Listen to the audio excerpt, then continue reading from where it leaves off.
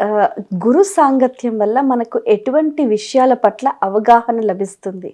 ఇప్పుడు చాలామంది గురువుని ఒక ఫ్యాషన్‌గా పెట్టుకున్నారండి. హ్మ్. మేము తెలుసా ఆయన శిష్యులం మేము అని అంటారు గానీ, ఏం పాటించరు నిజంగా చెప్పాలంటే. గురువులిచ్చిన ఆదేశాలను చాలామంది నేను చూసినప్పుడు మాకనిపిస్తుంది బయట ప్రపంచంలో ఆహ్, గు భక్ ఏదో ఏదో అయిపోతుంది మేము దీక్ష తీసుకుంటే, ఏదో అయిపోతుంది మేము సమాశ్రయణం తీసుకుంటే, ఏదో అయిపోతుంది మా ఇనిషియేషన్ తీసుకుంటే, ఏదో అయిపోతుంది మాకు గురువుని స్వీకరిస్తే అని అనుకుంటారు. గురువుని తీసుకెళ్తే ఏమవుతుందో తెలుసా అండి? భక్తి వస్తుంది.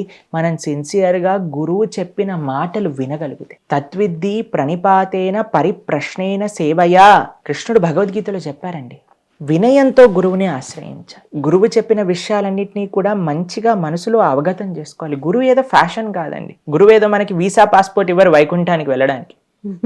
ఎప్పుడొస్తుంది అనంటే మనం ఆయన చెప్పింది మాటలను విన్నప్పుడు. ఎప్పుడైతే వాళ్ళు చెప్పిన దిశానిర్దేశం, వాళ్ళు చెప్పిన రూల్స్ అండ్ రెగ్యులేషన్స్, వాళ్ళు ఇచ్చిన సాధనా పద్ధతి వాటిని ఎప్పుడైతే ఫాలో అవుతామో సిన్సియర్‌గా గురు భక్తి, గురు ప్రేమ, ఆచార్య మాం విజానీయాం అని కృష్ణుడు భాగవతంలో చెప్పారు. సాక్షాత్తుగా గురువుని నా స్వరూపంగా భావించు. అంటే గురువెవరో నేను ఇప్పుడు భగవంతుణ్ణి అని చెప్పరు.